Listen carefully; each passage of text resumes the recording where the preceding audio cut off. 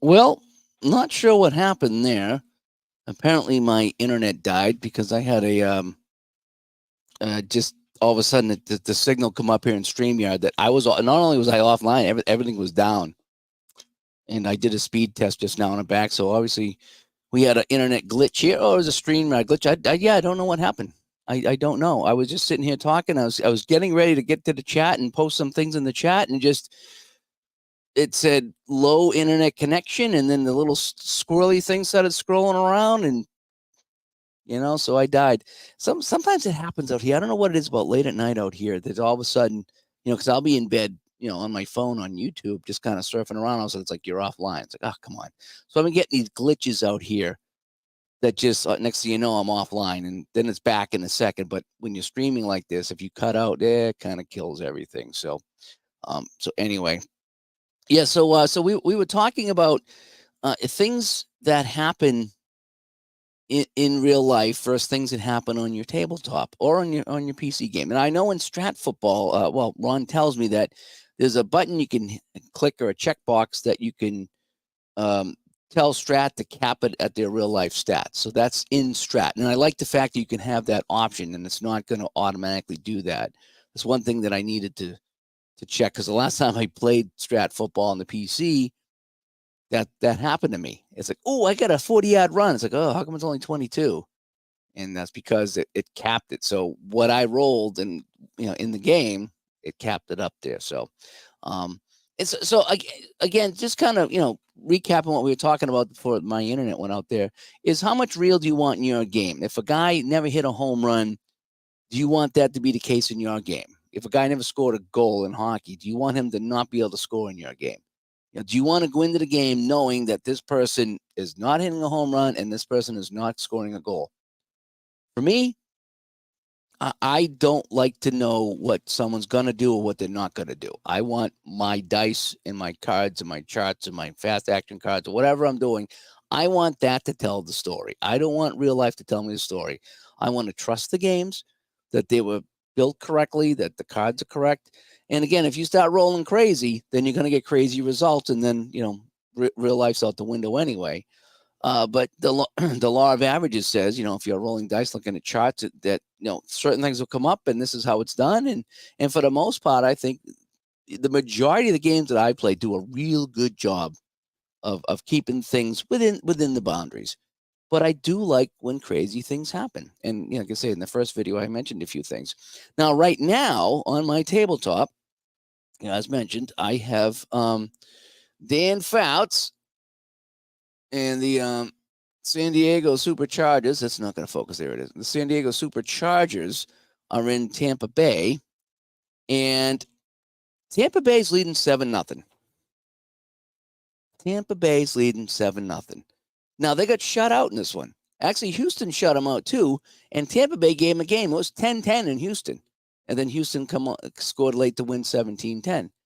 And in this game here, I kicked off, and I think it was Artie Owens took the kickoff, and he fumbled it. And Tampa recovered on like the 20-yard line of San Diego, and then they just ran it in. They got like 5 yards, 4 yards, 3. They just ran it in. I don't even think they threw a pass. And so Tampa's up 7-0. You know, they didn't score a point in real life, but here they got a fumble. And then they score from the 20-yard line. I think that's pretty cool. I think that's exciting. So they're not going to get shut out, and they're up 7-0 over Dan Fouts. You know what I mean? I don't think they're going to win this game by any means, but I think the idea that they're up 7-0 is fun, and I like that things are happening different. I like the fact that they gave Houston a run. Houston did not play well. I rolled dice for Houston, and the running backs were terrible. The punting was terrible. Dan Pastorini, aside from those 2 long passes, was terrible. And they deserved to lose that game to Tampa Bay. In fact, when I went live, Tampa Bay was driving to kick the go-ahead field goal, and they missed it. And that added to the realism, because it was like a 22-yard field goal or whatever it was, and he missed it. And I thought it was fantastic, because it just kind of adds to the allure that Tampa's a bad team and they just can't hit a field goal. And so I like to let anything happen in my game within reason. But my within reason is pretty darn big. I mean, something really, really outrageous has to happen for me to get upset in my game. And yeah, Mike, what happened? Like I say, it just all of a sudden I looked and I come off my screen. So that's when I knew something was really wrong. Is that when if the connection's bad, it'll sputter sometimes. I've never had it get so bad that my whole camera left the screen. So something really, it could have been a StreamYard thing. It could have been a me thing. I don't know. So Joshua's back here as well. And he goes, this is why I treat all zero ranges and hockey bones as 1-2-1 possibilities. I'm wondering about that, Joshua. I think everybody in hockey bones has 1-2-1. And now I haven't played hockey bones in a while, so I could be wrong, but I'm pretty sure that everybody in hockey bones has the 1-2-1 rating for in-range shots, which means you got to roll, when you roll the 4 dice, they all got to be 1. Okay, so you're rolling 4 1s like a Yahtzee. I wonder, I'm kind of wondering that, are there any zero-rated players? But I think you're right. And even in APA, they get zero-rated players. And I kind of cringe when I see that because they don't have a chance to score. What I did is, I think I did, when I created my APA hockey, when I kind of rewrote the rule book to clarify some things, and then I made the rare play chart. I think in the rare play chart, I put something in there where whoever has the puck has a shot on goal in range, and the goalie has to make the save. Something to that effect. I believe I have that in there. So on a rare play, this guy could actually score a goal. So if he has the puck and he rolls a rare play, and the rare play chart comes up that his shot is on net and it's in range, and the goalie's going to make the save, then that's how he can get his goal. But I don't, especially with hockey. I mean, the guys at the point, you just fire it towards the net. You don't know what it's going to hit. A stick, a skate, goalie doesn't see it. There are so many fluke goals in hockey that I think everyone has to have at least that tiny chance of putting it on net. Again, in APA, you can have the scoring chance be 11 instead of 0. So you got to roll, double ones, I don't know. I don't like that, but I think I agree, Joshua, that everybody should have a chance in it. So you go 1-2-1 instead of 0. I think that's a good idea. JT, I was about to post your comment in the last chat when my internet went out. The 76 Chargers allowed the second most rushing yards in the NFL, so it wouldn't be out of the question for Tampa Bay to be able to run on them. Yeah, they did. They're doing pretty good right now. They have run on them, and they've like I say, they got it at the 21 and a fumble, and then they scored. They like 4 or 5 runs or something like that. We just, chipped away, and then I think the last one was a 4-yard run. And I'm just rotating my backs, and yeah, they scored. Now, what also happened in this game is something that happened in my 78 season too. So I'm playing, and Spurrier hands the ball off to the running back, and I roll the dice, and it's a fumble, F24 or whatever it is in APA. And so I checked the fumble chart. I rolled the dice in the fumble chart, and it says -908, which means the ball is fumbled 9 yards behind the line of scrimmage, and it's recovered by the quarterback. So I'm thinking he hands it off. The guy goes right, curls back, gets hit, ball comes free, and it's 9 yards behind the line of scrimmage. Again, envision any scenario you want. That's the beauty of some of these games that we play, is when you get your results, you are coming up with that scenario in your head. And for some reason, with the APA football, I think it does it probably better than most of the games. It just does it. When I get that result, I love in my head trying to figure out how that result happened. And the same with baseball. When you get baseball and it's like, excuse me, it's it's a single. It's like, oh man, it's a hot shot over the shortstop, but he dove and he couldn't get it. Or if it's an error, you can just picture, Butch Hobson throwing it away again. Or if it's a catch, how many times have you seen us, here on YouTube and, all the baseball guys, it's a fly ball to left field. Well, some guys, that's a long fly ball. He's back and he makes the catch. And so the catch could be anything from just a fly ball hit at him to something he's climbing the wall to a diving catch. You don't know what kind of catch it is. So in your mind, you got to make that up, and that's what's fun. So anyway, so to continue the play, The fumbles, 9 yard behind the line of scrimmage. I'm like, oh, typical Tampa Bay 76. Picked up by the quarterback. Now, here's the other thing. You want to talk about putting real in your replay. In APA football, in the basic game, everybody that recovers I'm pretty sure, I could be wrong, but I'm pretty sure that it says if you recover a fumble or if you get an interception, you roll to see the return. So you scoop up the ball, you intercept the pass, you look for the return, right? The master game with the master symbols really kind of spells out who and who can't return it based on what they did in real life. Again, how much real do I want in my replay? My thinking is if the ball comes free, what does the defense do? They're trying to scoop and score. Okay. Now, again, this time they just jump on it, but a lot of times they're just like a pack of wolves with meat. They get in that ball and they want to run it in. So I don't want to limit that in that excitement to only the people who return fumbles or only the people that caught an interception and ran an interception for some kind of return, whether it's 1 yard or 100 yards. Okay, I don't want to limit that. So what I do is I kind of, split the baby in half, as they say.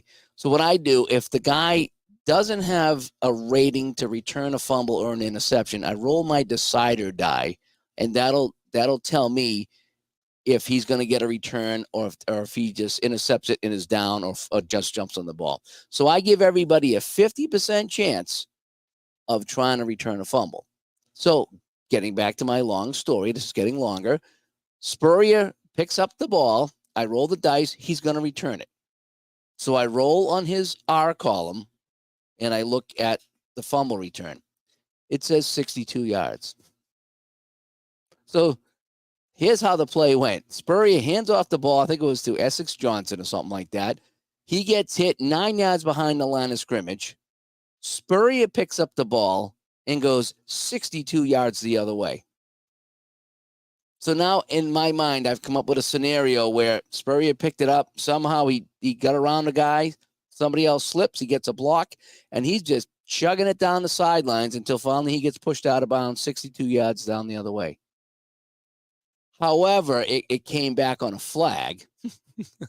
So that play never happened. That never played out because of the flag. But if the flag was on the defense, that play happens. And you know something? I let it play out. And you know something? It was an absolute blast coming up with a scenario in my head and envisioning, this Tampa Bay quarterback in his orange jersey running down the sidelines, being chased by all the linebackers until they finally push him out of bounds 62 yards down the field. I thought that was as cool as a cucumber. And I wouldn't want to take that away. I wouldn't want to take that out of my game. I enjoyed the heck out of that. And that's why I leave him in the game, because of things like that. And now we're coming back over here, back to the chat room here. Again, thanks for coming back. We had a lot of people in here when I was on earlier, but my internet must have went out. If I lose it again, then I'm going to be down for the night. I know I will. So Joshua was saying that, he likes to have everybody with a chance to score, and I agree. Dan's coming on, and Dan says, it's no different in baseball. A player that hits 0 homers in a season should have a very small chance of getting a hold. I agree. And who's to say, that maybe he didn't hit one down the line and it just went foul, and it would have been a home run. I mean, everybody in the major leagues has the ability to hit the ball and hit it out. No, not everyone's Reggie Jackson or Mark McGwire or Sammy Sosa. I get that. But, even pitchers who are not designed to hit are hitting them out in the National League and have for a long time. So everybody, especially a non-pitcher, should have a tiny chance of hitting one out, no matter what it is. And Al's coming by. Al, I got to check out your football video. I was at the rink watching it, but I had a real bad night at the rink. A lot of no-shows there, so I was kind of running around doing all these different jobs. But I will check that out when I'm done here. And I saw you had the new cards in. It looked like you had new cards. I'm wondering how you like the new cards in I saw you had the new board. So I'm wondering how you're liking some of the newer stuff compared to some of the eBay stuff that you got there, So it's I like watching people play the app of football there. JT says, I'm pretty sure that in Action PC and Diamond Mine, there are possibilities for guys with 0 real-life home runs to go deep. Also, Strat Super allows for it with park effects. Okay. We did talk to Dave Cook when we had him on the show here. What was that show 200? Well, that was a while ago, half a year ago, I think, maybe. What was it last year? I forget now. But we had Dave Cook on the show. Maybe it was episode 100. Oh my gosh, I think it was 100. It was 100. Oh my gosh, that was a long time ago. And we asked him that, and he goes, "Yes, there's a small chance for every single person to be able to hit a home run," and so that was nice to know. That really was. And okay, so there's a small chance that you can do an APA too. Okay, that's good to know. And he says he's not familiar with APA, so he can't speak on that. And Al says, that's what makes games fun in his opinion. Yeah, yeah. Oh, and he says that YouTube is acting weird today. Okay, so if I get dropped off again, guys, I'm going to cut out for the night. So we'll talk here for a little bit. But if I get dropped off again, then I don't want to keep ping ponging back and forth like that. So I'll give it one more try. So far it's been holding steady here. But yeah, so again, I'm having some crazy things happen in my games. My 99-yard TD pass from Earl Morrill to the tight end Mackey in Super Bowl III. I thought that was cool as heck. They're at the 1-yard line, battling the Jets. Jets are trying to hem him in and either get a safety or force a punt from the end zone, and he dumps it off, and guy's gone. Guy's gone. See ya. Bye-bye. And what do you do? And do you say no? Or do you say that was just crazy? That comeback, again, that Namath had, I'm rolling 22s and 55s. I'm rolling doubles. And that was such a great comeback. And just that was going to be one of my favorite games I've ever played was the ending of that game. One of my favorite games. And it's just happening a lot in Napa. It really is. The football game is just giving me some fantastic finishes. And I know they're legit because I'm rolling the dice and I'm calling the shots. So that is kind of fun. And okay, then there's something else here too. And Al says, "Oh, those flags, yeah, that called back the run by Spurrier, yeah." JT says, he remembers when Tom Lawrence hit a home run in the '87 World Series after not hitting any all season. Yeah, that's what I'm saying. Anything can really happen when we're doing this. And Fenner comes by. Yeah, you gotta take a few Z's, and yep, thanks for coming by, Al. I'm gonna go listen to your Apple game later on. I'm up working late tonight. Is what I do. As Fenner stops by, and Mike says the old ball coach could never run that far, even call it to Florida. Yeah. So the other thing, before I forget, and I think I've already forgot what I was going to talk about here. Oh no, then we talked about field goals a little bit too. If you can kick a field goal longer than you had in real life, I think that should be the case. I want that to happen. But I really enjoy, seeing that odd stuff happen in a game. And it should be built in that everybody has a chance to hit something, even if it didn't, And if the game kind of doesn't allow it, then I guess, you just got to kind of live with it. But I still just think that, it's sports and you're playing a different version. Your game's going to be different than real life. Your game's going to be different than mine. Mine's going to be different than yours. And we should get some different results. And I think that's what makes it kind of fun. But, so right now, like I say, I got Tampa Bay leading San Diego on a fumble. It's a fumble. What do you want me to do? The guy fumbled the ball, and they got it on the 20, and they went in and they scored. And anybody could do that, The worst team in the league, which is what they did. They went in and they scored. And so I was kind of happy to see that. And it was called back on a flag. I said that fumble run, one of the fumble runs was called back on a flag, and that I can picture that happening too. I can picture the stuff happening in my head. And that's what makes this fun for me, is trying to envision the things that go on in the game. It really does. And there was something else I was going to add to that, and I forget. It's because I'm old.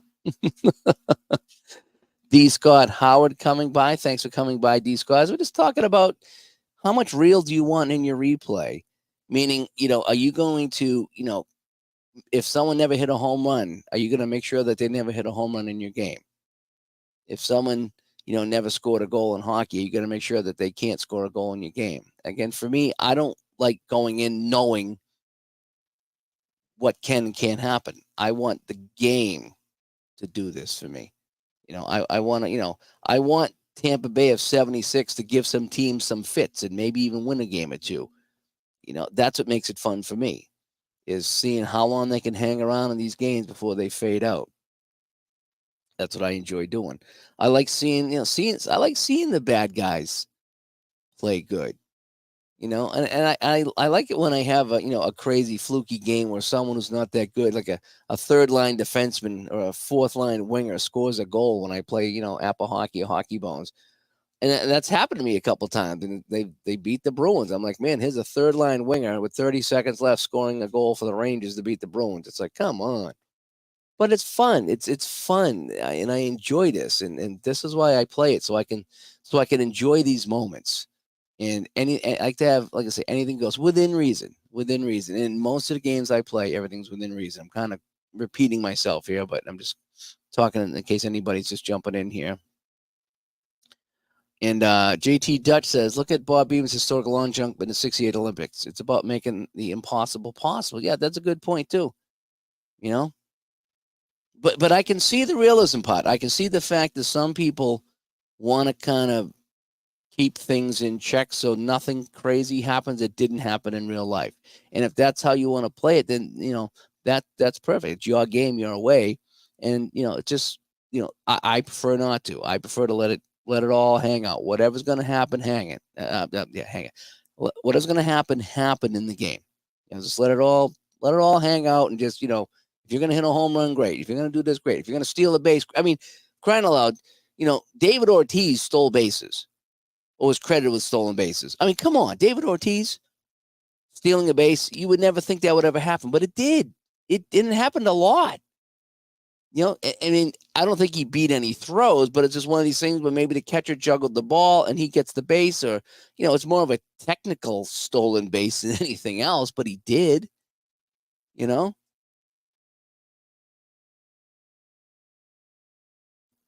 So, yeah, I like to have anything that can happen in the game happen.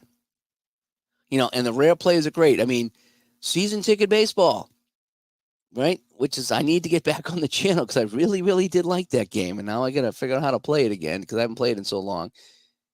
Ron Say coming up for the Dodgers, and he hits a rare play. What does the rare play say? He hits it in the outfield. The center fielder smashes into the wall and is laying on the ground. The runner gets a triple and has the option to try for an inside the park home run. That's a rare play. Now, Say's not that fast, but there's no way in heck he was not going to try to come home.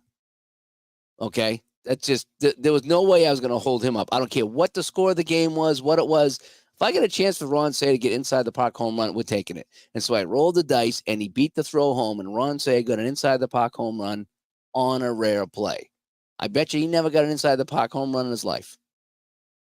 But because of a rare play, he did. And I can talk about that play like I am right now forever. And that happened to somebody else in season ticket, too. They got the same rare play as I did, and someone come all the way home and score. Actually, it was a grand slam for them.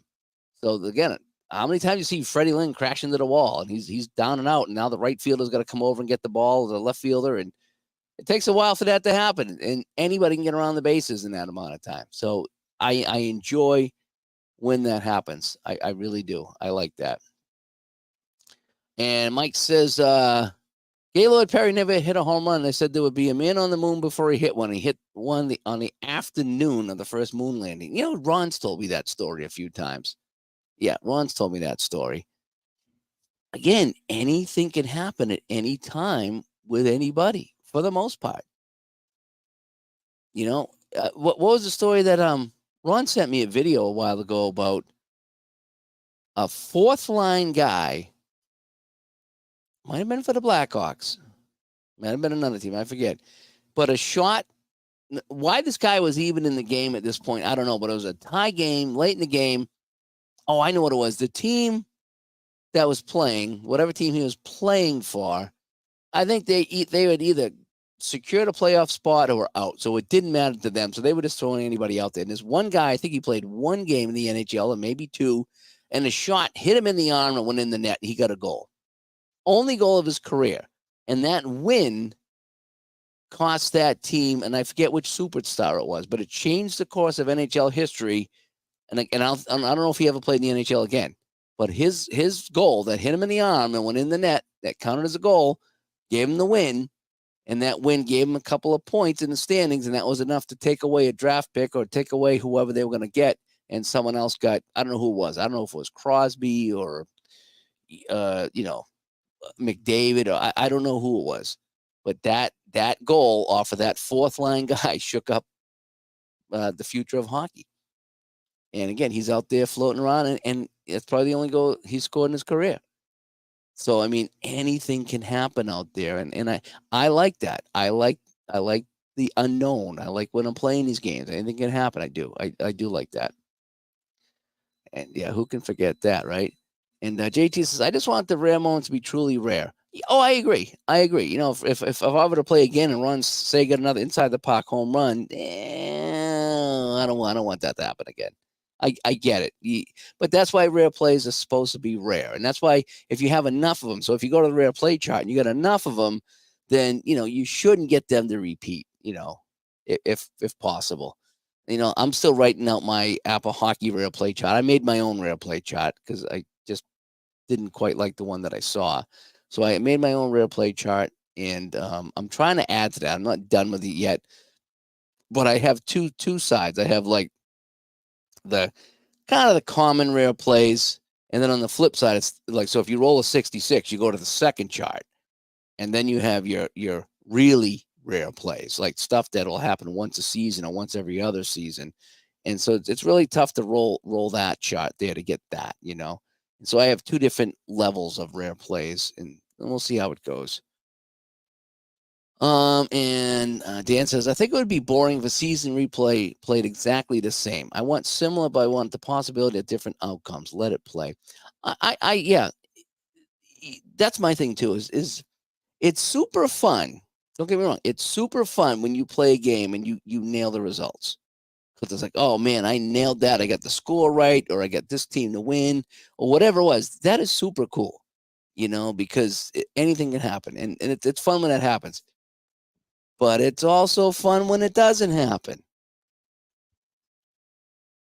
So I see both of that. When you get to score exact or within reason, or what I'm talking about. It's like, oh wow, that was really close. This game is, this game you're playing is great because that's how close we came. But it's also fun when the team doesn't always win, and maybe they don't win the championship or whatever it is. But it's so fun seeing something different happen too. And that's the beauty of what this what we do, this hobby, what we do. The beauty of it is you can be happy with similar results, and you can be happy with different results. And they're your results. And if you nail it just by chance, it's special. And if you don't nail it and something different happens, that's cool too. There's no wrong in that. But that's why we play. Isn't that why we play? We want to see what our results are going to be. What is my result going to be compared to what really happened? I want to see how that goes. I've had a couple of things that were pretty darn scary. One thing I had when I was playing, I think it was shootout hockey. Was it shootout? I think it was shootout. I got a rare play, and the goalie was injured and come out of the game. And so I had to put in the other guy, and he finished the game. When I went to look up that game in real life, the goalie got hurt and the other guy came in. I mean, I nailed it. I don't know what the final score was, but I nailed that this goalie started and the other guy come in. And that doesn't happen very often. And in shootout hockey, the rare play happened. Again, it could have been any hockey game I played at all. It was that one. It was that game I was playing for a specific reason, and it turned out that both goalies played in the game. And that was really darn cool. So when it happens, it's really cool. Do I want it to happen all the time? No. I agree with that. And Ron comes by here. Ron McGrath, I agree with you, Dave. I like to think that players are real, but I'm the manager. Two reality things I use are lineup's position, and the rest of the game is up to the engine based on your dice rolls. Yep, and your decisions. Yep, I'm the same way. When I in the first video, I was talking about that. I like to start at a base. So I look to see who's in the game, and those are the cards on the table, or those are the guys on my roster if I'm playing Strat or Action PC or whatever I'm playing. Those are the guys that are going to play. Hockey Bones is great because they card everyone. So you can really get the guys that played 1 or 2 games into the game. And that's what makes it fun.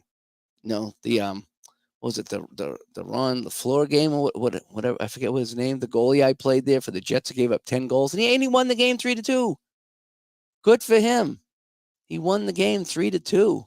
And I was Roussel. Was it Ron Lucelle? Lucelle, I think it was. And he wins the game.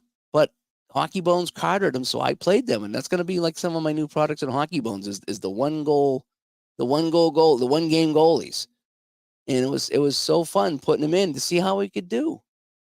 But I like to say, but I put everybody in that game that played in that game. Now, once in a while, maybe you don't have everybody.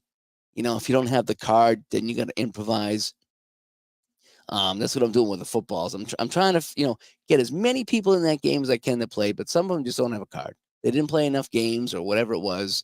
And so then you just got to kind of fudge it from there. But again, start with an even point. Look to see who played the most, who got the most carries, the most catches, who took the most shots, who got the most at bats. Put the batting order in correctly. Start there, and then wherever it goes, it goes. It's just kind of like just letting the cat out of the bag. Where's the cat gonna go? It's gonna be crazy.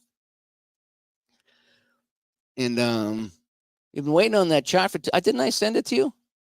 If I didn't, send me the email, digitaltodice@yahoo.com, because I'm pretty sure I sent out my APA hockey rule book along with my beta.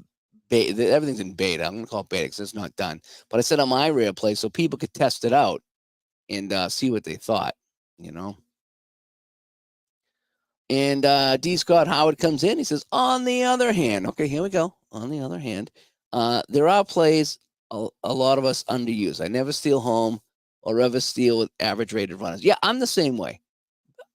I've tried to steal home once or twice, and usually it's in a blowout, one way or the other. If it's like 10-0 in the ninth, I'm going to try to steal home just because I got nothing to lose. And I've never been successful at it, but it's still kind of fun to try. And yeah, when I get average runners, depending on the game, I know APA Basic, you don't call steals, but Strat, season ticket, payoff pitch, they're drastically different how they handle steals. At least that's what I've seen. And so some games are super easy to steal, and some games are very, very difficult to steal. So even with a speedster, I don't like to steal sometimes because it's just too hard, and I don't want to get out. So, but with average runners, yeah, very rarely. So, but I'm the same way. Let's see here. Gary stops by. I agree. You would want to see how your own decision to influence the outcome of the game you are playing. See how your own decision to influence the outcome of the game you are playing. Yeah, and that's exactly right. Do I leave the pitcher in? Do I pinch hit? Do I pinch run? My thing when I play baseball, and I don't know anything about baseball anymore. But what I do in my replays is, especially with the pitchers and fatigue, I just go by the gut feeling. I look at the score, how many hits, what's going on in the game. I like to use Digital Diamond, and they have a nice fatigue system with Digital Diamond. It tells you when he's getting tired and then when he's fatigued using their system. But, different baseball games, as we know, do it very differently. And so you could be in the 8th inning and half these baseball games say he's tired and the other half says he's fresh, depending on the rules of the game, depending on how many runs or how many hits, or some games only let you go so many innings. Some games are all about the runs. Some games are about the hits. Some games are just about other things. And so every game is very, very different. So I just go by gut feeling, and I'm gonna let him hang around as long as he can, and then it's like, okay, you got one more batter. If he gets on base, you're out. No, the next guy gets on base, you're out. That's kind of how I do it. And same with the pinch hitting.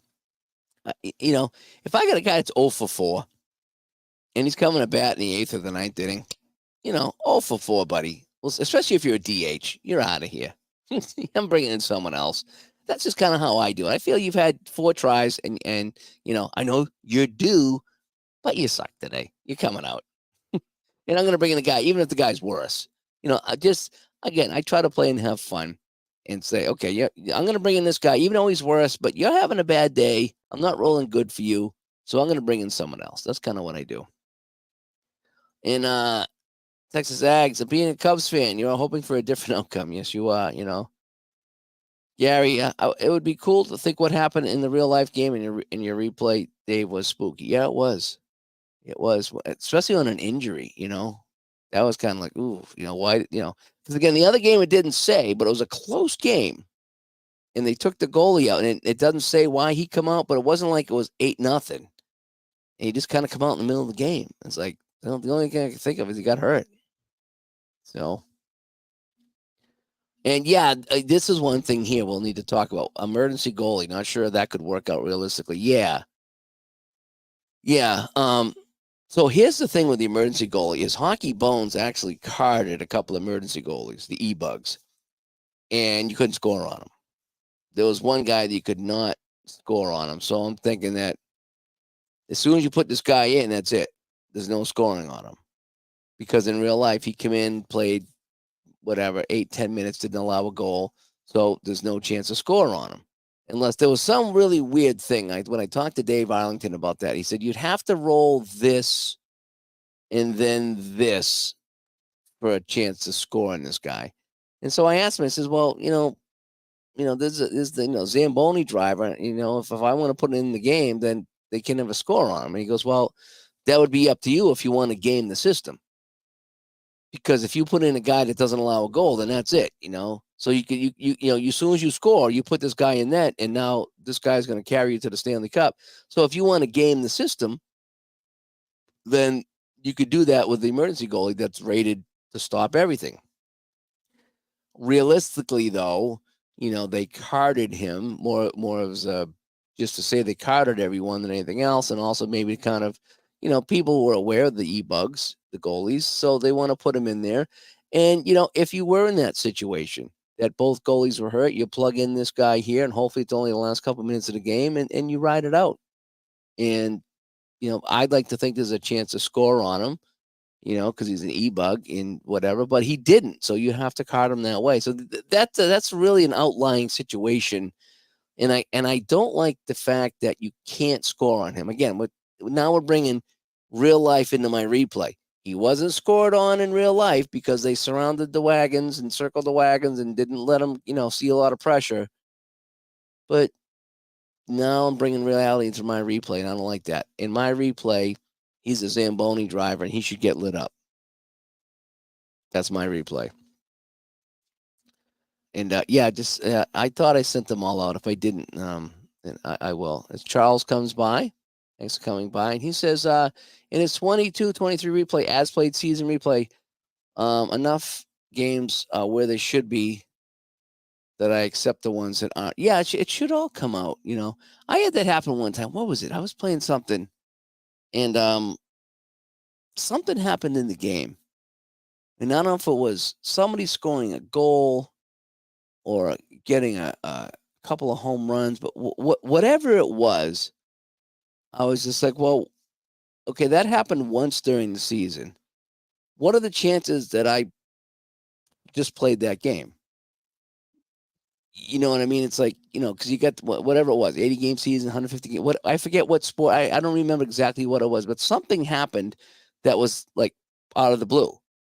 And it's like, well, he did get, 2 home runs, or he did get 2 goals that season. I'm like, well, what are the chances that I just played a game that he's in and he got both those goals in this game? Out of the other 79 games, or if it's hockey, or 150 something games that I could have played tonight, I played the one that he got the two, whatever. I thought that was kind of weird. But then someone else said, well, go play the rest of the season and let me know what he does. And I didn't, so I see where he's coming from. So that stuff can happen. But yeah, so you got to accept the good with the bad. So if you have that crazy game with someone, as long as it doesn't keep happening, then you're all right with it, you know. That's kind of how I look at it too. And Charles says, that's why I'm loving my season replay. My spreadsheet will reveal all those stories. Yep. I'm doing that with my Apple Football 78 replay. I just played every game of week 1, and I'm writing my script now for my Apple Football today, my Apple Football Studios today, so I can be Brent Musburger and kind of recap week 1. It's coming along pretty good. I got to say, it's coming pretty. It's just writing recaps for 14 games, you know, and I want them to be quick. You know, I want this to be a quick recap show. I don't want to be a half hour on this. I want to get, you know, a minute or so for each game and make it, you know, 45 seconds to a minute, you know. Now in Buffalo, a big upset here in week 1 as the Buffalo Bills get a field goal from Tom Dempsey in overtime to beat the Steelers. Bradshaw was terrible. 3 interceptions, including one that was run back for a touchdown. The Bills got a terrific return in overtime from their kick returner to bring it up to the 40-yard line, which led to the Dempsey field goal. You know, and so Buffalo steals this one in overtime, 30-27 over Pittsburgh. They're 1-0, and